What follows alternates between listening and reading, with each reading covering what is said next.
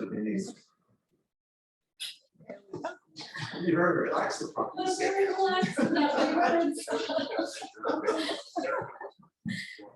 They're going to come up in a minute. I'm going to do a quick 30-second thank you, and then are we ready? We're ready. All right, awesome. So thank you guys so much for being here tonight. We are the Museum of Early Trades and Crafts located in Madison, New Jersey, and we thank you very much for being here this evening. In commemoration of Yom HaShoah and just to kind of get the word out, continue the education that is lacking in certain areas, we want to make sure that this is available to everybody, not just school children, not just Jewish communities in the area, but to everybody that is interested in hearing these stories. These stories need to continue to come out, and we thank you for being here tonight. I'd like to introduce Ilyse, who is in charge of runs the, sorry. No, that's okay. I'll introduce the Holocaust Council. The Holocaust Council, and I'm going to have her come up and talk about it. Hi, everyone. Hi, everyone here. Hi, everyone online. My name is Ilyse Shainbrown. I am the Director of Holocaust Education for the Jewish Federation of Greater MetroWest. And it is our goal and our purpose to bring Holocaust education everywhere, anywhere within the community. So we speak at schools, we speak at synagogues, we speak at churches, we speak at municipalities, we speak here at museums. Just this week, we spoke at an army base. We speak at businesses. And our goal is to let everybody hear the personal stories of the Holocaust. We know that people think about the numbers. We think about the vast numbers, 6 million Jews, 5 to 6 million others. Almost 12 million people are murdered by the Nazis just because they were deemed to be different. And those numbers are incredible. They're hard to even imagine. But to each of those numbers, there's a story, there's a name, there's a person. And so we want to make sure we acknowledge that and remember that. And so, as we said, this week was Yom HaShoah, which is Holocaust Remembrance Day. We are 78 years from the end of the Holocaust in May, 78 years from the end of World War II. And we know that time is slipping away and that we aren't going to have firsthand accounts much longer. Fortunately, though, we have a tremendous amount of second, third, and fourth generation accounts of family members who this is their history, this is their story. And we are going to use those people and hear those people for generations and generations to come. And we are so fortunate today to be joined by Rita, who has an incredible second generation story to share. Her mother is an incredible survivor and thankfully is still alive, but not speaking anymore. However, Rita is an incredible resource and knows the stories of her mother and grandparents, right? Grandmother and grandfather, yes, incredibly well, as if they are her own stories. And I am so excited to introduce her to you tonight to hear the incredible story. One thing I will say before we start, just remember that I am most often by students asked, one, why did Jews not leave Germany and Austria when they could? Which my answer to that is another story we will share one day. They had nowhere to go. Most places did not let them in. The next question I ask is, why did Jews not fight back? Jews did fight back. And you're going to hear a miraculous story of that tonight. They did fight back. That is a myth and a legend that they didn't. It was something that was right away said in the late 40s and early 50s. As soon as people started talking, it was Jews didn't fight back, Jews didn't fight back. They certainly did in many, many ways, both armed and unarmed in all different ways of resisting. And I'm so happy and pleased to be able for you to hear this story tonight. Hello. My mom, Helen Terrace, was born in Lida, Poland in 1935. She was an only child. Her name at birth was Alinka Sadarowicz, and that is my mom and her mother. At birth, she was Alinka, and that was her mother, Isha, E-S-I-A. And I'm so happy to at least be able to share that one photo, pre-war. Lida, where my mother was born, was a small town of about 60,000. In the 1930s, Lida was a part of Poland. In September of 1939, Russia and Germany split Poland, and Lida ended up in Russia. The Jewish population was about 6,500 in the early 1930s and grew to 8,500 by 1939. Lida had 12 synagogues. So my grandparents and mom's life was comfortable and peaceful until June of 1941, when the Germans invaded Lida. Jews were chased out of their homes and herded into a ghetto. All of their businesses were appropriated, and there were many rules Jews had to obey. They were not allowed to attend school. They were not allowed to speak to non-Jews. They were not allowed to walk on the sidewalks, and they were forced to walk in gutters. They also had to wear a yellow Jewish star to identify them. If anyone broke these rules, the punishment was a death sentence. Soon there were roundups to collect Jews who were never seen again. During this time, my grandfather was taken away and never heard from again. On May 8th, 1942, their ghetto population was herded into the town square. They were in groups of 50 with 4 German soldiers on each side. There were probably about 3,000 people, and they were marched in groups of 50. They were forced to pass by German guards who decided in which direction they would go. So if you were told to go to the left, it meant life. That meant you would be useful to the Germans. If you were told to go to the right, it meant death. My grandma and mom, who was a very skinny 6-year-old, were sent to the right. So there they were marched in their groups toward mass graves in the woods, where they passed by the bodies of many Jews who had been shot trying to escape. So screams and sounds of gunshots filled the air. So my grandmother realized that they were sent to the right and they would die anyway. So she decided to take a very important risk. So I'm going to read this is in my mom's words as she explains it. My mother and I ran to a nearby house where we saw 3 dead men. My mother covered both of us in their blood, and we lay down next to them. My mother told me if a soldier came near me, I should hold my breath so he would think we were already dead. As we lay there, 2 German soldiers came in smoking cigarettes. When they saw me move slightly, one grabbed me and placed a gun to my head. And then he said, "Why waste a bullet? She will die anyway." So my mother explains that my grandmother had such a strong will to live that they actually said, "The big one is dead." Then they walked away. And my grandmother always told the story that they actually stayed there a while they finished their cigarettes. And that's how long my grandmother tried to hold her breath. So they literally lived by pretending to be dead. So they managed to get through that risk. So after that, they somehow, along with 3,000 others, they made it back to their ghetto. After that day, surviving each additional day was an accomplishment. Things were getting much worse, but my grandmother's will to survive got even stronger. She always told my mom they must survive. They lived with a glimmer of hope until September of 1943, when the Lida ghetto was liquidated. The Nazis told them to pack up all their things in a small suitcase.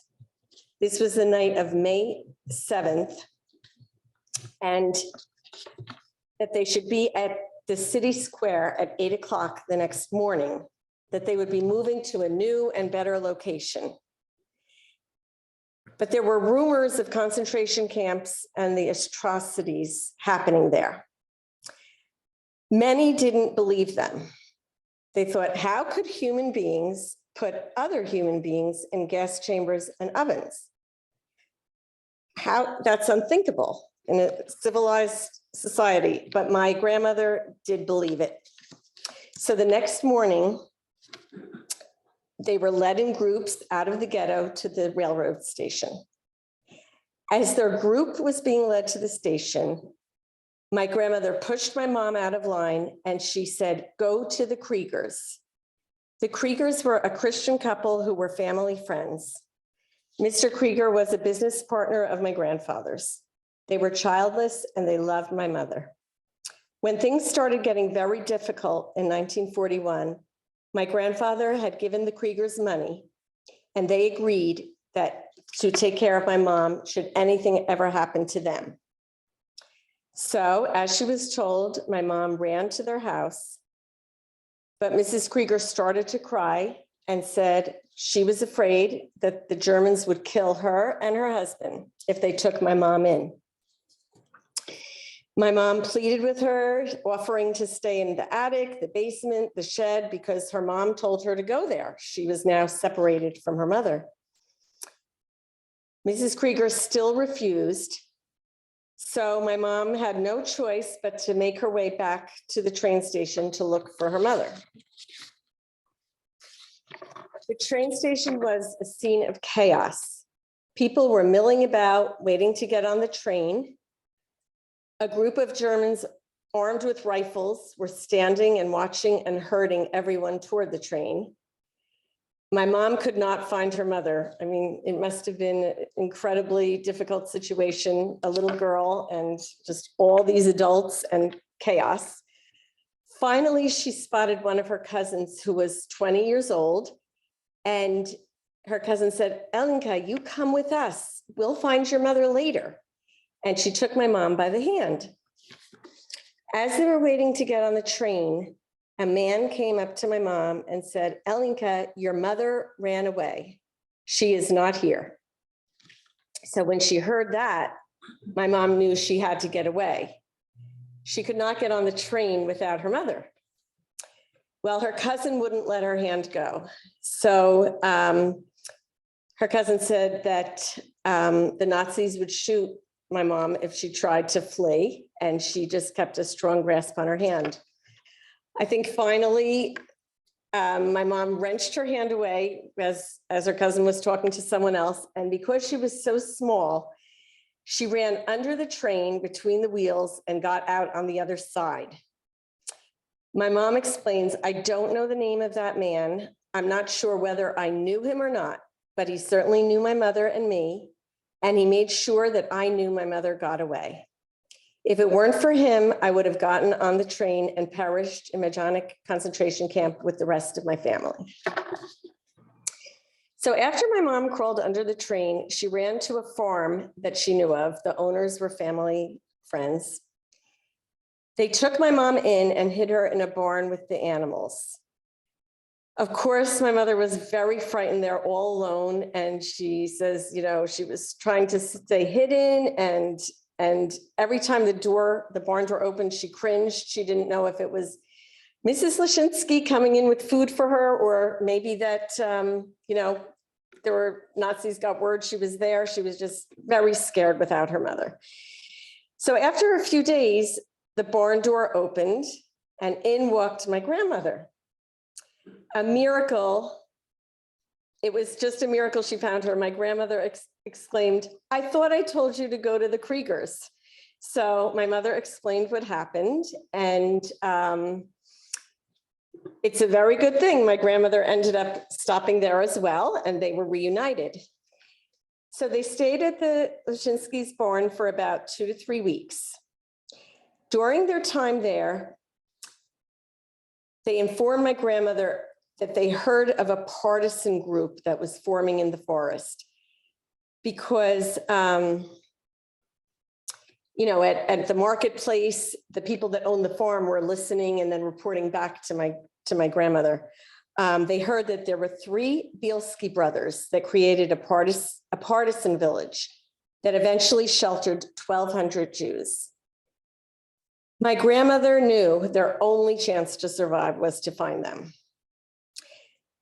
So they were given peasant clothes and a little bit of food, and they started to make their way to find them. But They had to travel a great distance. They had to go all the way around through Lita. They had to walk only at night and try to hide during the day.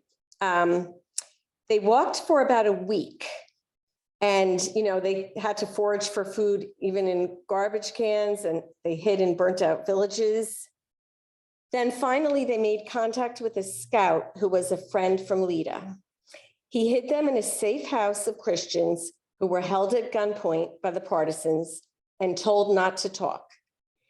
So finally, my mom and grandmother made it to the forest. In the forest, there was one main rule: no work, no food. All were given jobs to work together. My grandmother's job was to monitor the crude bathhouses. My 7-year-old mom's job was to entertain the adults each evening with songs and poetry with the other children, young children, my mom's age, or a little older. And this created some normalcy and increased a better morale. During the day, my mom went to a makeshift school without reading or writing materials, but it kept the young children busy and feeling as much normalcy as possible. There were communal kitchens with scarce food and living quarters.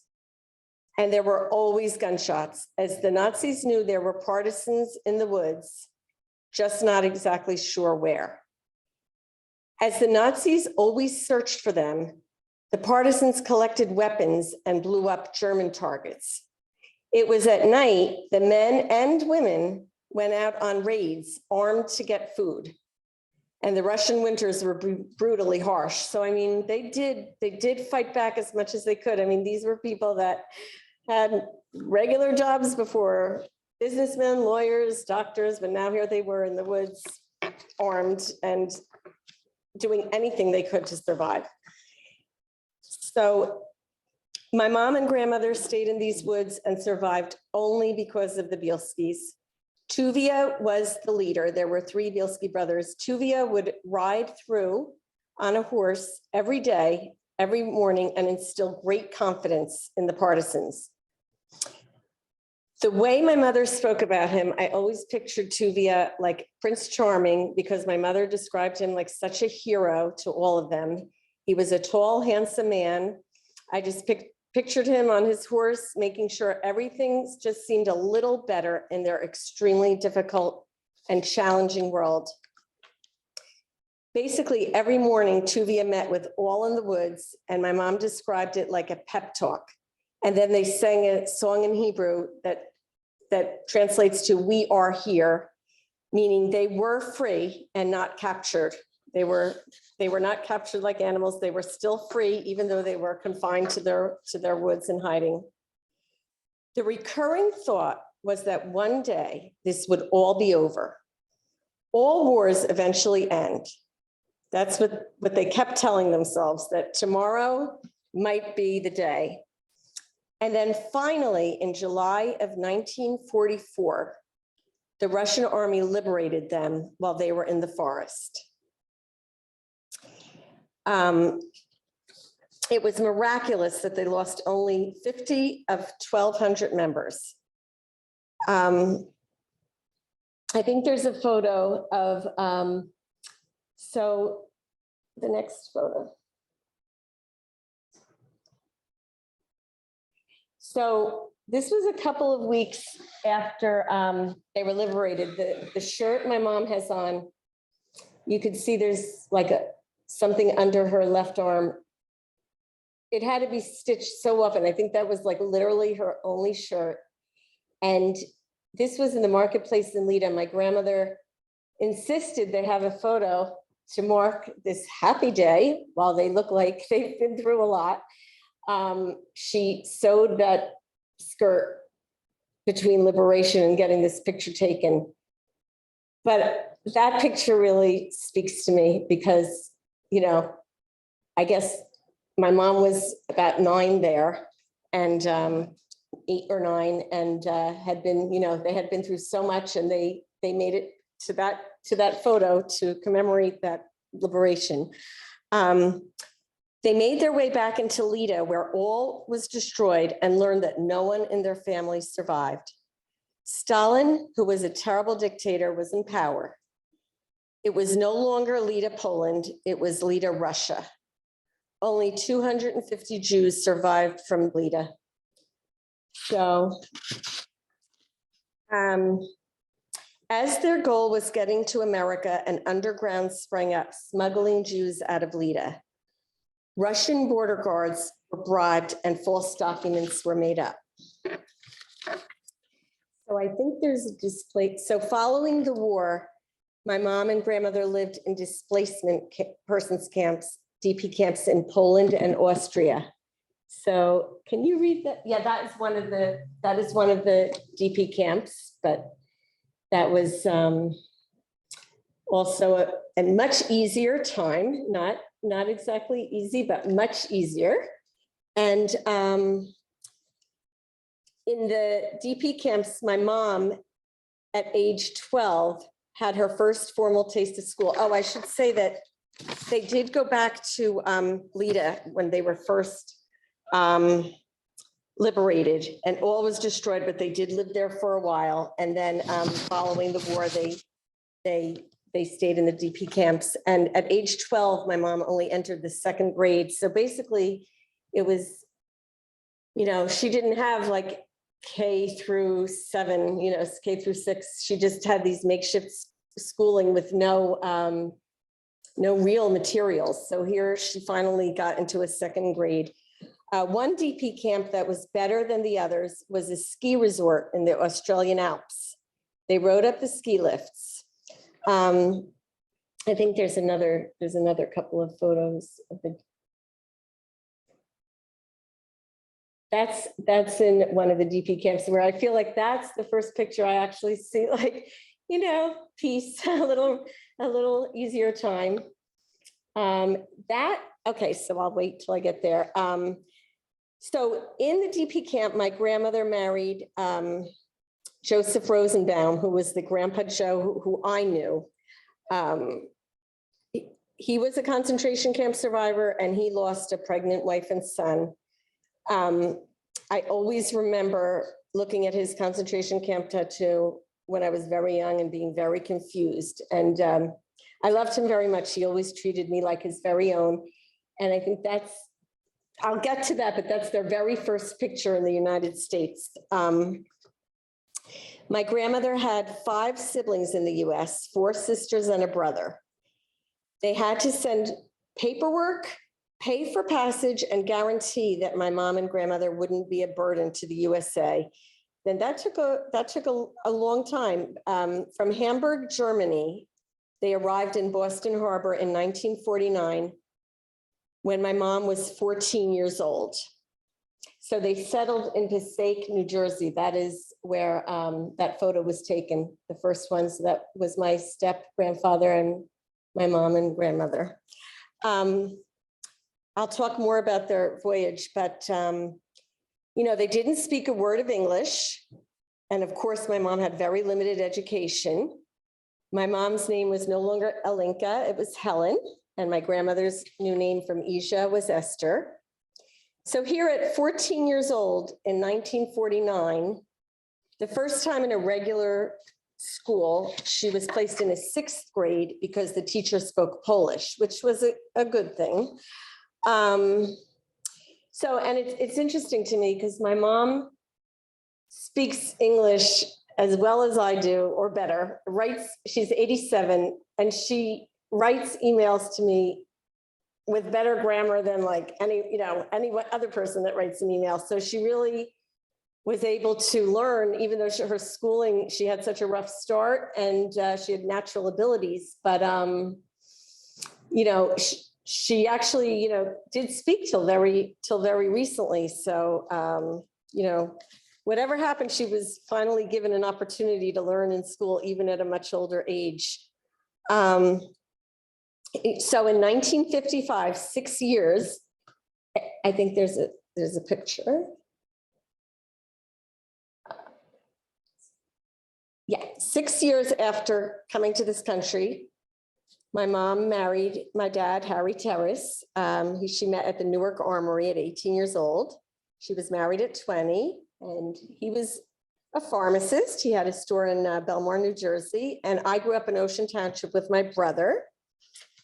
And now I have two children, and so my mom has, the two grandchildren and now two great grandchildren. So there's been 3 generations since, she went through that, which is very special.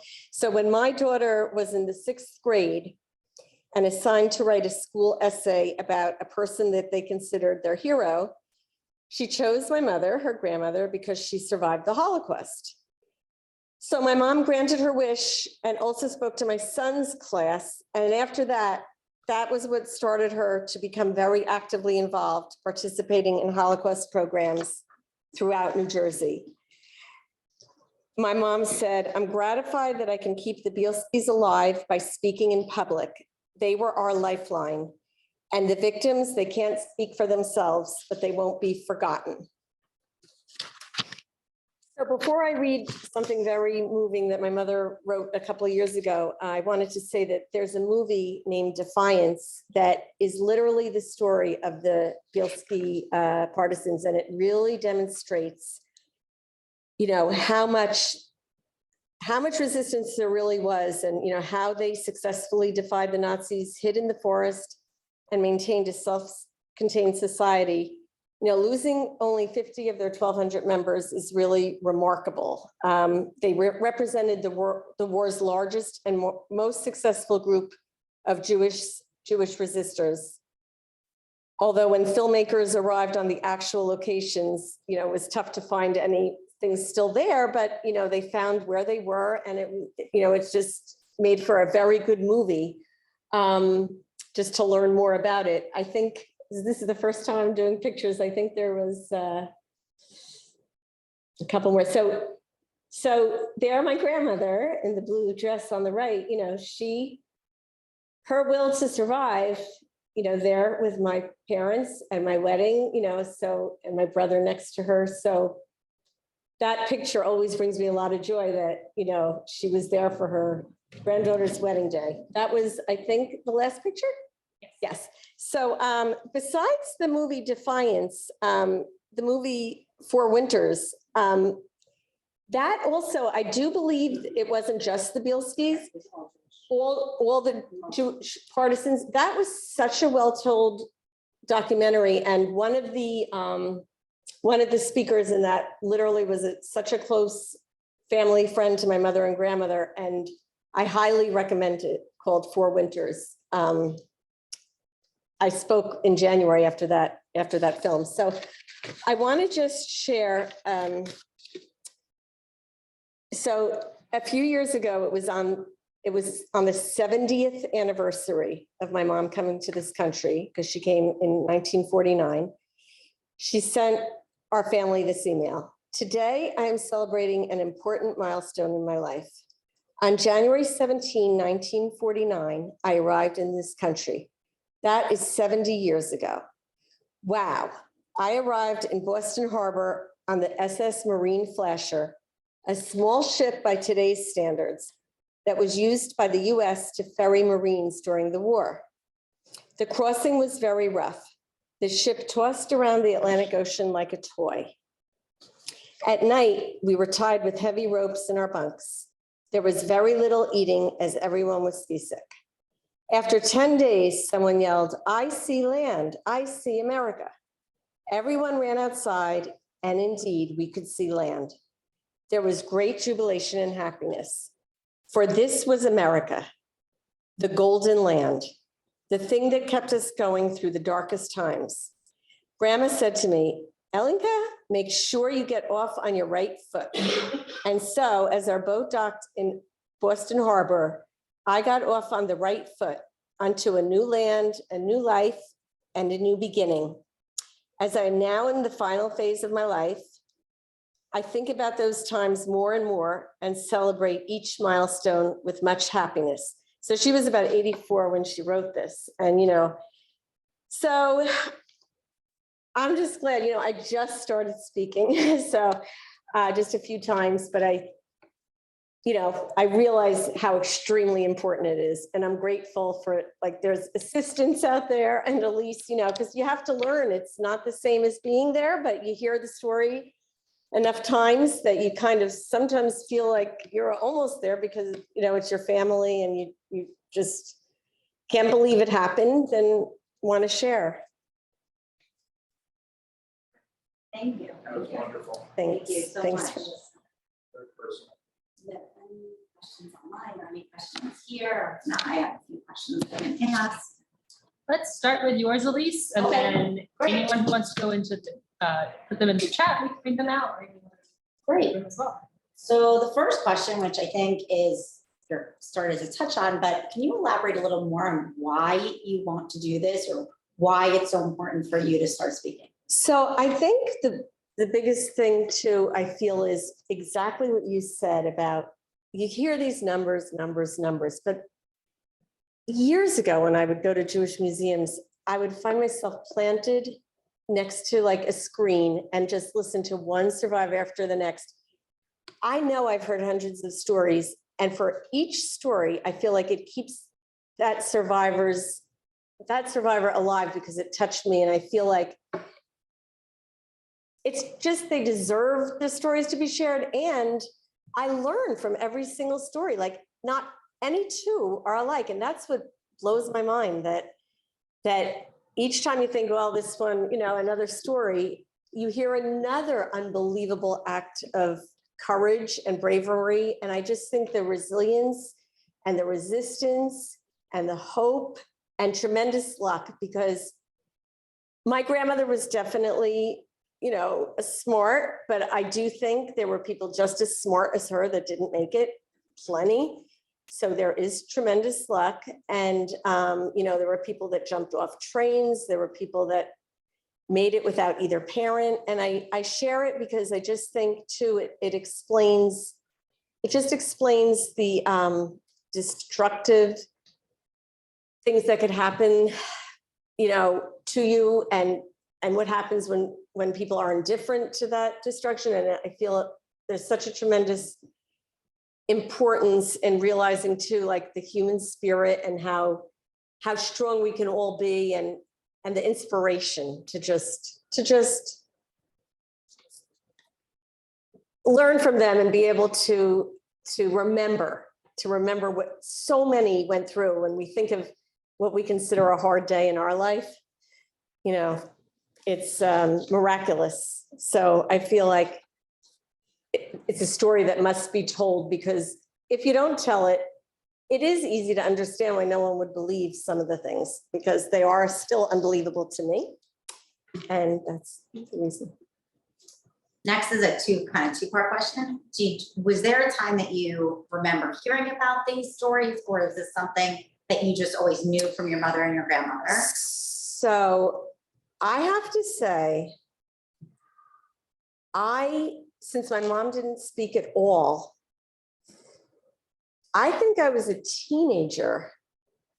And for some reason, and because my mom didn't have an accent, and my mom, to my friends, she was like truly the same as any one of their moms, as far as like, she was a suburban homemaker.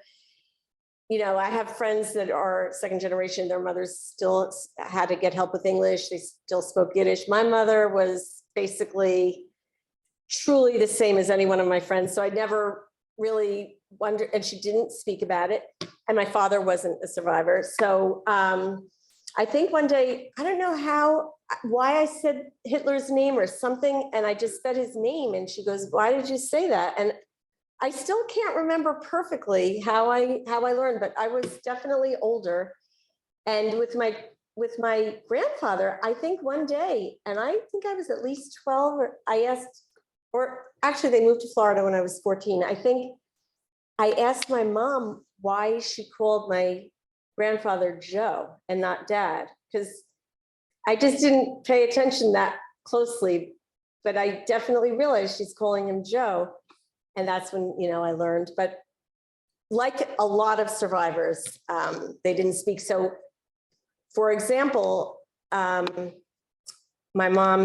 daughter was and since my daughter was 12, so my mother was like in her late 60s before she really spoke, and then she became very involved, speaking a lot, but you know, I didn't know much about it. So that was, you were leading into the second part of the question. I always like to say, when I hear stories like yours and I see generations, and one thing we need to do is we need to get a good generational picture for your presentation. Yes. With, so that, because I think that is the true testament that Hitler did not win. That, you know, your mom went on to have 2 children. Thankfully, your grandmother even saw it, saw grandchildren. And did she meet your children, your grandmother? My grandmother met my daughter. So yeah. And my daughter remembers, like my daughter was about 3, and now my daughter just named her Esther's great-granddaughter after her, Esther. So Yeah, that yes. is just truly Yes, beautiful. And yes. it is a testament that Hitler did not win. Right. So, going on that, when did you share with your own children? And would you think that your daughter, now that she has her own children, obviously they're babies now, but at one point, would you hope that she would My share, daughter like, would expressed continue to do that. this? My Yes. daughter expressed that because she's the one that asked my mother to speak in the first place. And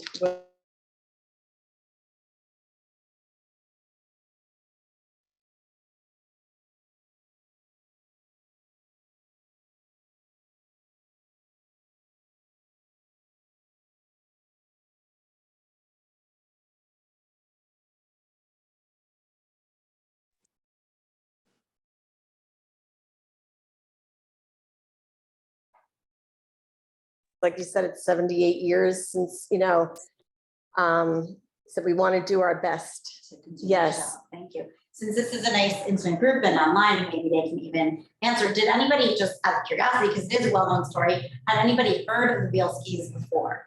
No.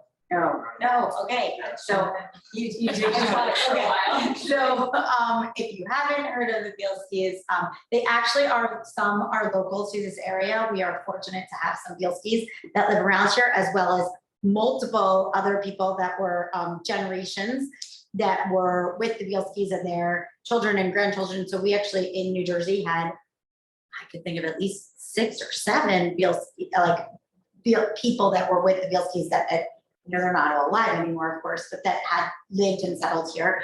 I definitely suggest that their reach went from Australia to South Africa to Britain to all across America, people, descendants of the Bielskis. And I think the last I heard was almost at 99,000, correct? Yes.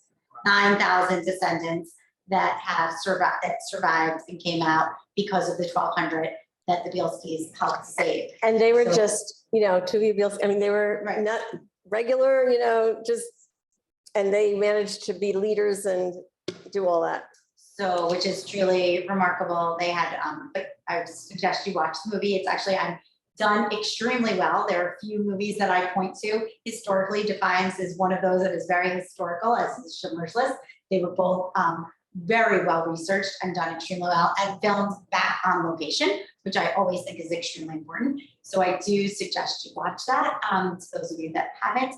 And like I started this, it says like, why didn't they fight back? So I always say that they did. We point to those cases, of course, ghetto, smaller ones, but we also have so many examples of what we call cultural resistance, because the idea of what the Nazis were trying to do was eliminate Judaism, no more, not just murder them, but get rid of the entire, everything that Jews stood for and what they did and their traditions and their heritage. So even the stories that we hear, we have the beautiful stories where at the time would only be boys, now there are boys and girls, where boys that would become bar mitzvah, there were rabbis and teachers in concentration camps and in ghettos that were secretly teaching these young boys to read from the Torah and be called the Torah and have a bar mitzvah, even to the incredible risk of everyone to do that. Or there were people that even with the meager food that they had over Passover, they would refrain from the stale bread and only have the soup. So those were also incredible ways of resisting. And so I always want to show, especially when we tell stories of the Bielskis or Warsaw Ghetto uprising or other cases like that, we want to also share that these things were happening across Europe in so many different ways, and that whole image of the Jews, march like lambs to their slaughter is really not true at all. And the accounts are tremendous from the incredible bravery of everyone that was with the Bielskis and what they did to fight off the Nazis, to the people in the camps that wouldn't eat the stale bread just to say, we are Jewish, we are still here, we are still going to do this. So I think that's really important. So I'm glad that we could share the Bielski story, and I hope that it continues to be told. And if you haven't seen it, watch the film or learn more about it. Four Winters was also excellent, and it shows also, and I like to mention this as well, the tremendous amount of women that for the time were so forward for themselves. What they did, these women were remarkable in order to survive. There was a real balance of equality in a lot of these camps, and a lot of the hidden places and forests and things like that. So I think that's also important to recognize. Is there any other? Yes, I have a question. Sorry, did you want to go first? Did your grandmother, when you moved back to Lida, is it Lida or Lida? LIDA, Lida. When they moved to Lida, did she ever confront the family or go to the family that didn't take your mother in? Oh, I don't know about that. That's such a good question. Yeah, like. if anyone- I doubt that. Yeah, I it would've mean, been complicated. what do you think? That's my husband. What do you think? I don't think we ever heard though. He's listened to my mother's story. Isn't that a great question? I have a feeling there was just too much going on for that. But yeah, at that point, I'm sure they weren't friends anymore, Yeah. Yeah. And, well, that's the term. Righteous Gentiles are the people that took the risk, but like, I guess it was, they were petrified. It's so, the whole thing is horrific. If they were that scared, they'd be murdered. But yet there's a tremendous amount of righteous Gentiles that did take those. And like the farm they were at, even though it was in the barn, they let my mom, they let my mom and grandmother stay there. Did your grandmother ever talk to you about it directly? So my grandmother was definitely, every year there was an annual meeting in Lida, like almost a reunion. My mom, I believe, did not want really any part of it. So that's why I never heard my mother and grandmother speaking. So I think it was after my grandmother passed and my mother got very involved, realizing it was her responsibility and feeling very empowered to do it. So then I went with my mother to quite a few of the Lida presentations. But because my mother just, like so many others, just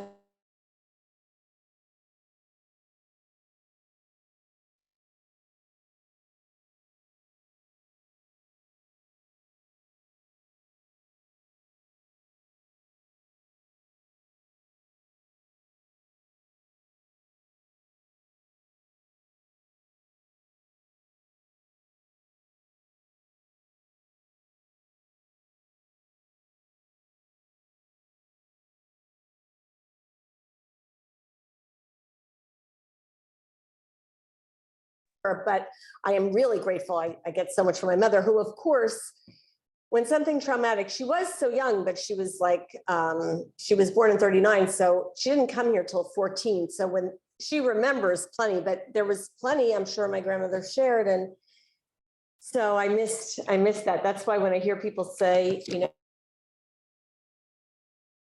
definitely agree with that, because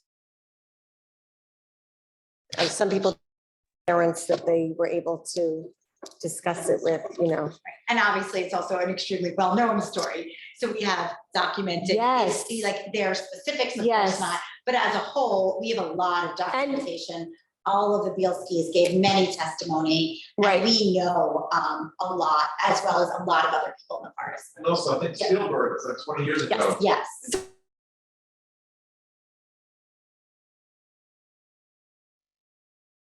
So that's interesting because, so my mom didn't go out to schools and that till my daughter asked her, but that year, that was in the 90s, because her very close friend, Eva Weiner, who spoke, was literally told them, she knew my mother wouldn't refuse, so she was the one who had conducted that. So my mother, of course, was fine to do that, but it wasn't until, you know, my daughter asked her to speak in a school, and then all that was history. But my mother did do that, and now those are all VHS tapes. I don't know. They're all logs, the Shoah Foundation. I don't know if anybody knows.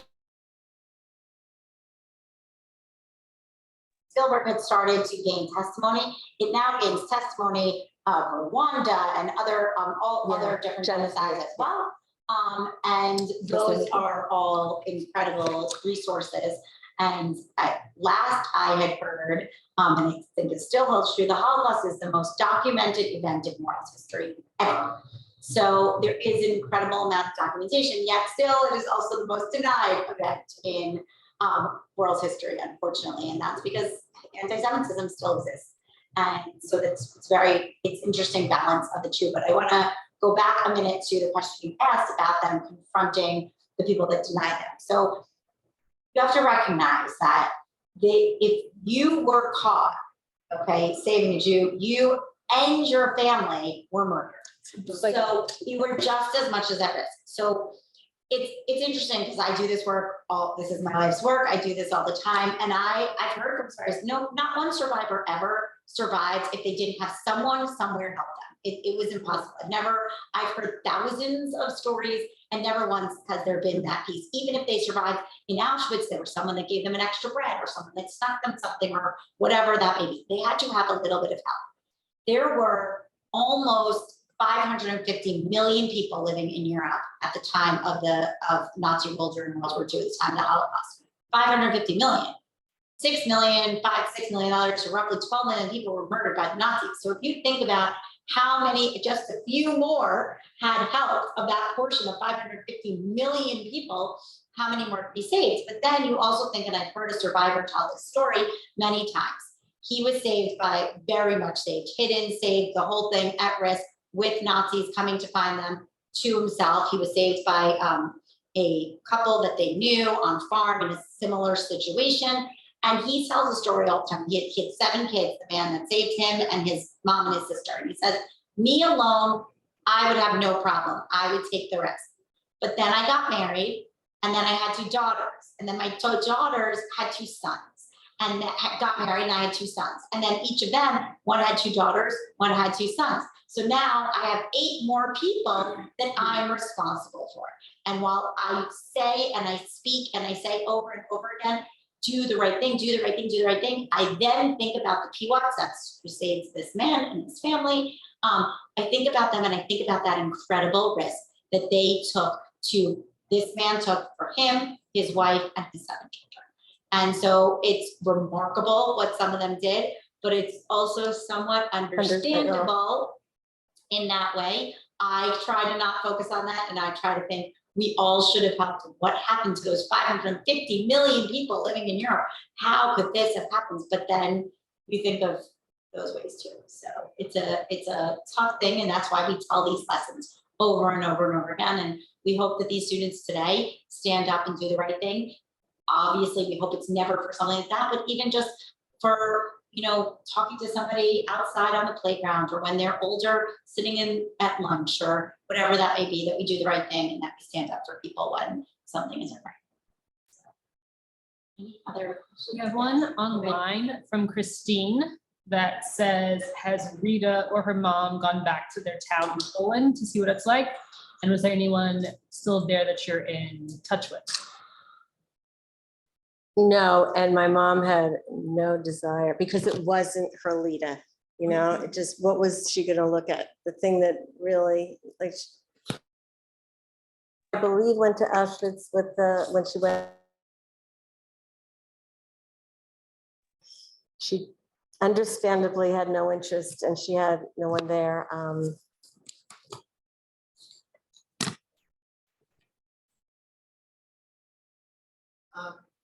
Mom was so young. She was 6 years old. When it started, yes, yes. The conversation that was going on, obviously, grandmother knew. Did she ever talk about how they communicated to comprehend such a awful time, and as a child, you know, it's very difficult to have a Right. 6-year-old Right, comprehend what's going on. right. Well, that's, Did they ever talk about that? Like your mother saying how her mother dealt with that? I think my mother just knew they had to survive. That part I think was comprehended. Because people said that to her at the train, they'll kill you if you do this. So a very ugly new normal. Her father was murdered and her father was taken away. They were taken away from their house. So I believe that it was just when something happens, and ironically, my mother had a photogenic memory in general in school. My memory is like frightening what I remember at like 5 and 6 in general in school. Obviously, a lot of this fact-wise, she knows from her mother, but memories like that train station, you can remember that because she wasn't 3, you know what I mean? But that's definitely an understandable question. Obviously, she had to understand it on a child's level. But she's very smart. And like I said, my grandmother said, hold your breath, do this. Like she figured out like they were running for their life and they had to survive. And my grandmother would say, we have to survive. I mean, just like you adapt. So she wasn't going to school all day. She was fighting for her life with my grandmother, you know, like on the job training. So, you know, and I'm sure every child could go through the same experience and be different. Like maybe she was precocious or, you know, some 6-year-olds are more mature than some 8-year-olds, you know, so maybe, but it's mind-boggling. Obviously, my mother is not the same as if she had a normal, you know, because everything shapes your whole personality. And I think that being the victims for so long, you know, was such a, you know, obscene, terrible time. I don't even have words. Whether you need water. I'm okay. All right. I would like to thank you for sharing the story. Thank you. I just started. I think my first time to adults was after the film. So I'm learning. Thanks for listening. You know, it's a process. I do just have a random question. Has your mom ever seen Defiance? Or have Oh. you seen Defiance? Oh, we went to the preview in the Jewish Museum. What did she think of it? Oh, I think she loved that. I mean, I think every survivor loves that people can see they didn't just sit back, that finally a film that showed resistance and what they went through, because, you know, they went on these, they did what they could. Like I said, they were never had experience doing that before. Like, I can't even imagine that. Oh yes, I want her to see Four Winters because, and especially I was so thrilled. They showed these wonderful survivors and these women, I think 3 women and 3 men, and the 3 women were in their 80s and spoke about how they went out. One had her rifle and like, it was unbelievable. They went out like doing obviously the scariest things to survive. And you think same as not realizing a 6-year-old could do these things. When you saw, it would be like me or you just going out at night with a gun to hold up people because we needed food. Like literally, that's why I'm fascinated. They just did what they had to do. In historical circles, also, it was very, very well regarded for being, again, blockbuster movie, per se, with famous people and big title. It was very well regarded, as done extremely well in the survivor community. That was a part of it. Everybody that I knew, and I knew a good amount, and like I said, I knew several Bielskis, they were very, very happy with how it Oh, was. Daniel Craig. Daniel Craig, right. Yeah. James Bond. And yeah, at these Lita reunions, Tuvia Bielski was there at a couple, and my mom even has a plaque, I think, from Robert Bielski, like she went and she spoke or he was there. And in her, where she lives now in her apartment, she has it hanging up. And, you know, she, like I said, she can't say enough about the strength and resistance they managed there. And they never, ever turned, everyone had a job, but they never turned anyone away. So every age, you know, you had to do your part, but no one was turned away. So it was really remarkable. Yeah. Thank you so much for letting us share and for being a part, those of you that are virtual, and for inviting us to be here today. It is so important, I mean, this week certainly for Yom HaShoah, but all the time to hear these stories and continue to share them. And we're so grateful to the community all around the area that is welcoming all of our brand new speakers. We know how important it is since we don't have our survivors as much to speak as we used to. We're working really hard to ensure that it continues, and thanks to people like you and places for welcoming us in. We're fortunate to be able to do it. So thank you. Thank you.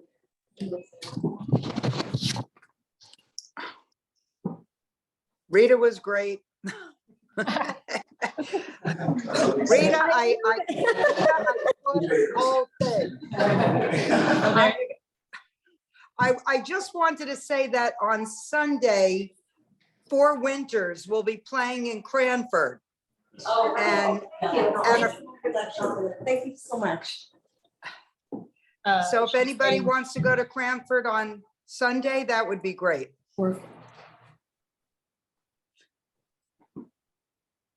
All right, thank you for that information. That it's playing there, yeah. I should have said.